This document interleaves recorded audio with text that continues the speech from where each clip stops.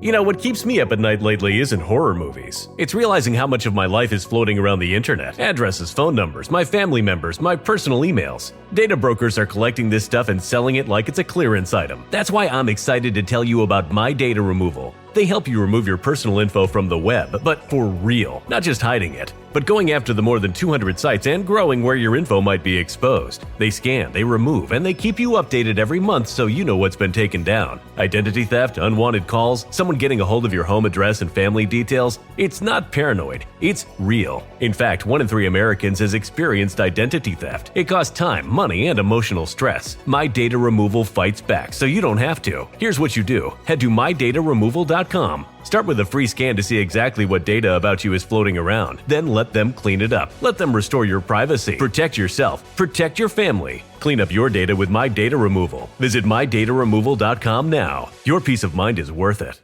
You're listening to Leaf Filter Radio, and the guru of gutter protection himself, Chris Coonahan, is here to take your most pressing leaf-related questions. Hey, everybody, Chris here. I understand we have Ron on the line. Ron, where are you calling from? Uh-oh. Ron, are you calling from a ladder? Well, I was.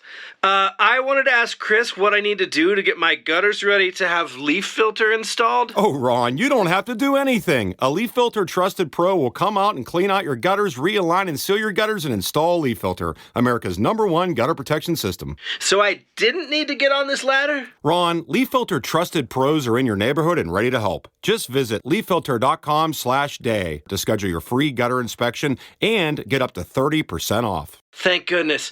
What was that site? That's leaffilter.com/day for your free gutter inspection today. See representative for warranty details. Promotion is 20% off plus a 10% senior or military discount. 1 discount per household. Bilbo meets the most perplexing creature yet, and another simple choice saves the fate of Middle-earth. Today we explore Chapter 7 of J.R.R. Tolkien's The Hobbit, Queer Lodgings. And I think you'll see that if Bilbo had to leave a review on Airbnb for Beorn's flower-encircled wooden cottage, complete with live large bees and tables serving animals, he might give Beorn a 5-star rating. Likewise, if you like this episode, please leave a rating and review, and help your fellow Middle-earth wanderers find some respite in their wandering.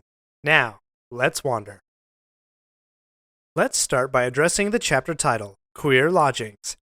To our modern ears, queer has quite a different definition and usage than what Tolkien would have meant when he selected that description. To Tolkien, queer would have meant strange or odd. That's not usually how we use the word queer today, but for the purposes of this chapter, let's keep our eyes open for those things that are strange or odd. Coincidentally, various synonyms for queer include a few themes that we've seen throughout Bilbo's story already, including unexpected, peculiar, and unfamiliar. And this chapter has its share of unexpected and peculiar characters, not to mention some of the most mysterious creatures yet. The chapter opens with another mention of Bilbo telling the time by a meal. He wakes up thinking he should go put the kettle on for breakfast. As the eagles fly Bilbo down from their eyries, he can see a river running through grasslands. This river is the Anduin, the Great River, on the east of the Misty Mountains, that runs south past Lothlorien, where the Fellowship of the Ring will join the river as they float on little boats. But that's not for another 60 years. The eagles drop the company on a tall rock. As Bilbo descends the rock, he can see that a path has been worn into the rockside, complete with steps.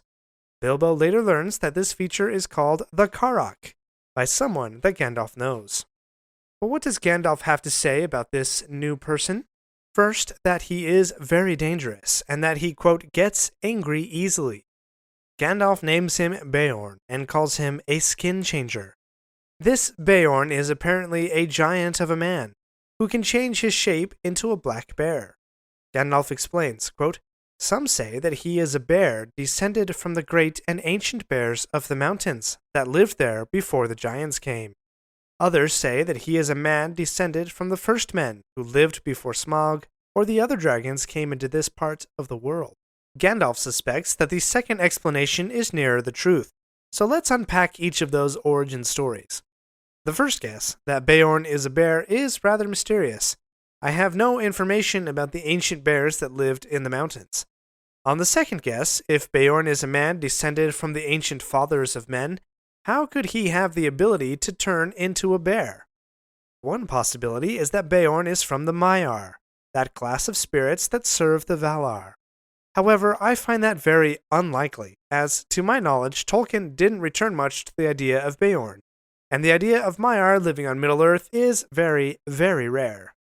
To me, Beorn is simply one of those mystifying mysteries of Middle-earth. Not everything has an explanation. I'm reminded of Tolkien's thoughts about how to approach fantasy from his essay on fairy stories. Quote, "The land of fairy story is wide and deep and high, and is filled with many things. All manner of beasts and birds are found there, shoreless seas and stars uncounted, beauty that is an enchantment, and an ever-present peril, both sorrow and joy as sharp as swords. In that land man may perhaps count himself fortunate to have wandered, but its very riches and strangeness make dumb the traveler who would report it.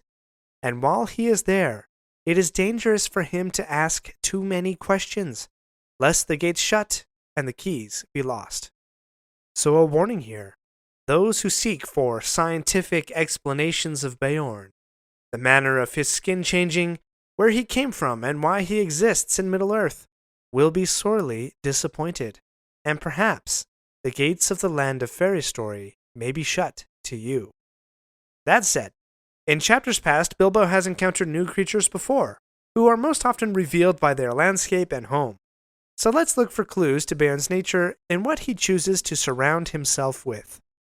Besides Gandalf's warnings and unhelpful explanation of Beorn, the next clue are his lands and home. Quote, "It was the middle of the afternoon before they noticed that great patches of flowers had begun to spring up, all the same kinds growing together as if they had been planted."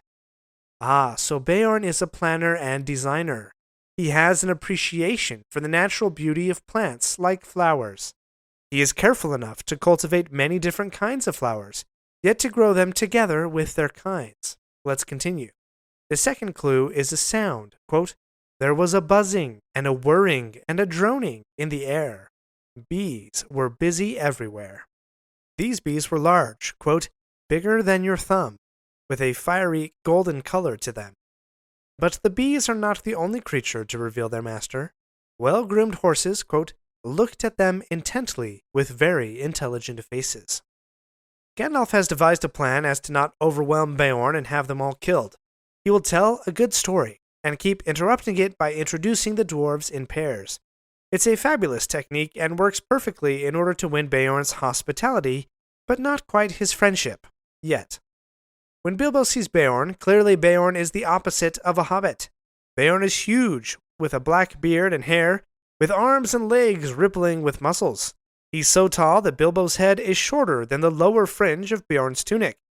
Also, unlike Bilbo, when Gandalf introduces himself, Beorn claims to have never heard of Gandalf. And later, as the dwarves are introduced, they offer their service. But unlike Bilbo from Chapter 1, Beorn says, quote, "I don't need your service, thank you, but I expect you need mine." But like the other creatures we've encountered so far, Beorn does not recognize what a hobbit is. Quote, "And what's this little fellow?" he said, stooping down to frown at the hobbit with his bushy black eyebrows.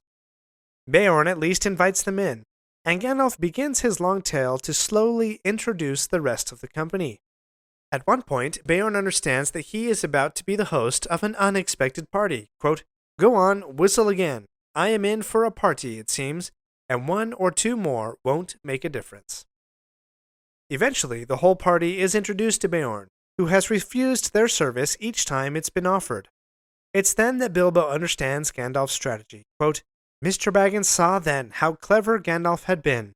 The interruptions had really made Beorn more interested in the story, and the story had kept him from sending the dwarves off at once, like suspicious beggars." Beorn feeds the company. His animals have been trained to wait on the guests. The meal matches their dinner with Elrond back in Rivendell, which is a nice bookend to their mountain journey. Both Elrond and Beorn live close to nature, are the combination of two races, and provide the best meals the dwarves have on their adventure. Beorn is very interested to hear about how the orcs and wargs suffered at the hands of Gandalf and the dwarves, but doesn't care for the stories of gold and jewels that the dwarves have to share. Night falls.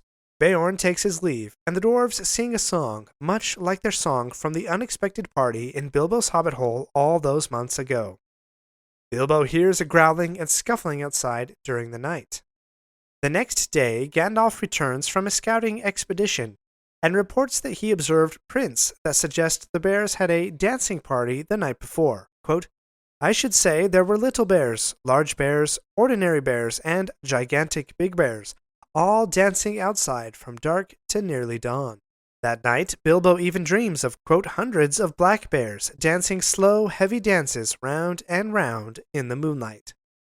The idea of bears dancing is an interesting one. Though he didn't elaborate in The Hobbit, Tolkien did write about the bear dances that occurred in the Second Age on the island of Numenor. There, the bears and the men of Numenor were friendly with each other. And, as told in the book The Fall of Numenor, edited by Brian Sibley, we get this gem, quote, most strange of all were the bear dances. The bears, the black bears especially, had curious dances of their own. But these seem to have become improved and elaborated by the instruction of men.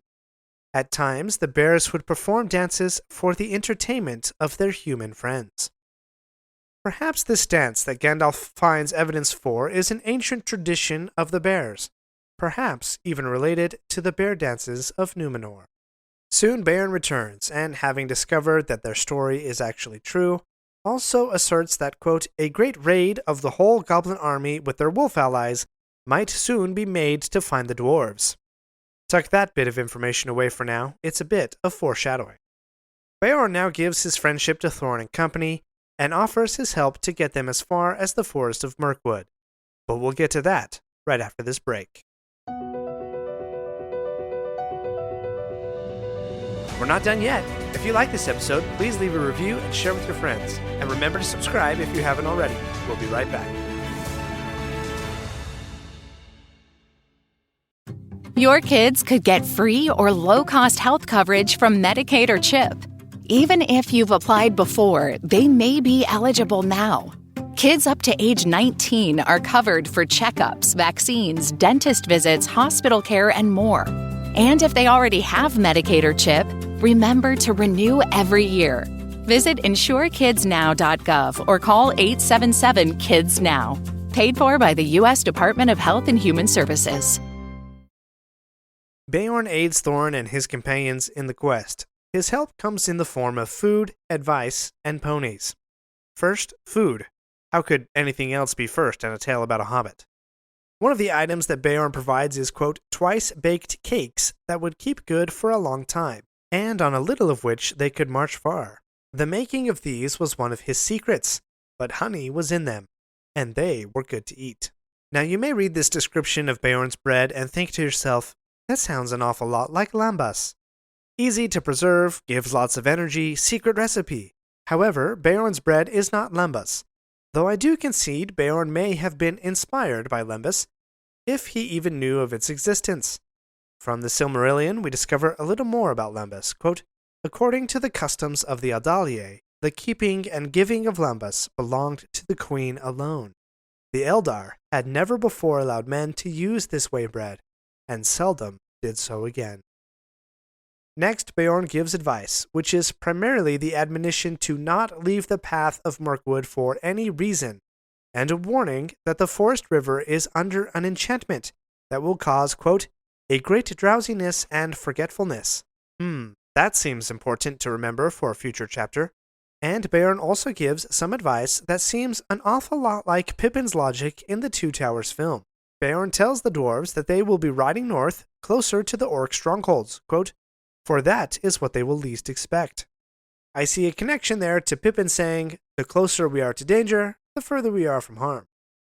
Lastly, Beorn gives them ponies to ride, asking the dwarf to send back the animals at the forest edge, a promise which they almost did not keep.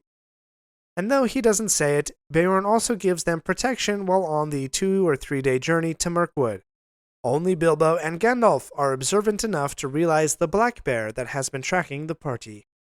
But before entering the forest, Gandalf says he will not be going with them into the forest, for he has, quote, some pressing business away south. He does not specify what that pressing business is, and I wonder if even Tolkien knew when he wrote The Hobbit.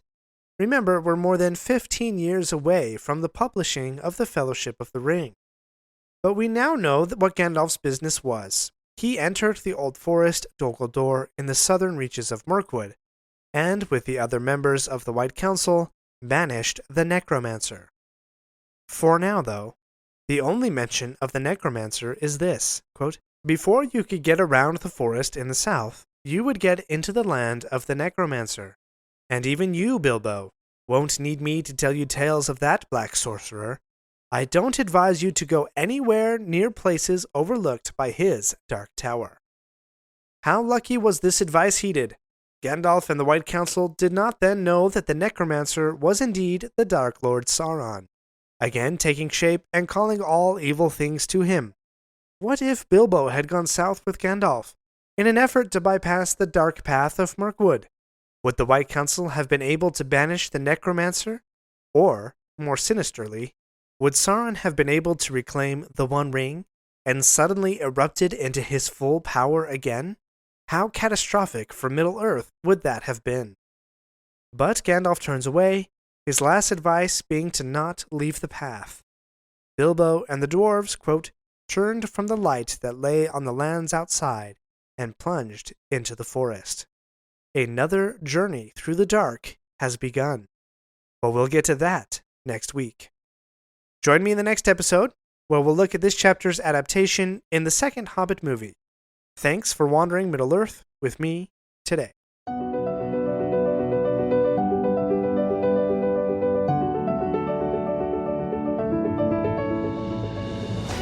My friends, if you enjoyed this episode, let me know by subscribing, leaving a review, and sharing with your friends. Follow me on Facebook or Instagram at Lore of the Rings Podcast. For feedback on the show, please email me using the link in the show notes. Until next Thursday, remember, not all those who wander are lost.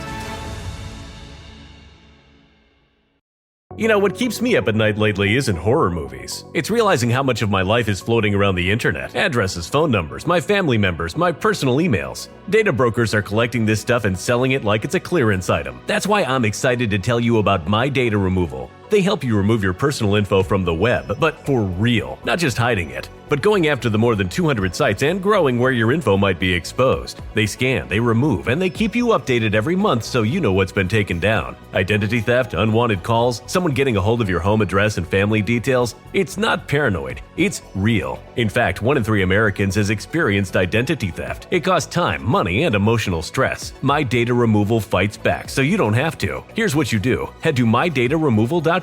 Start with a free scan to see exactly what data about you is floating around. Then let them clean it up. Let them restore your privacy. Protect yourself. Protect your family. Clean up your data with My Data Removal. Visit mydataremoval.com now. Your peace of mind is worth it. Hi, I'm Kristen Bell, and if you know my husband Dax, then you also know he loves shopping for a car. Selling a car? Not so much. We're really doing this, huh? Thankfully, Carvana makes it easy. Answer a few questions, put in your VIN or license, and done. We sold ours in minutes this morning, and they'll come pick it up and pay us this afternoon. Bye-bye, truckie. Of course, we kept the favorite.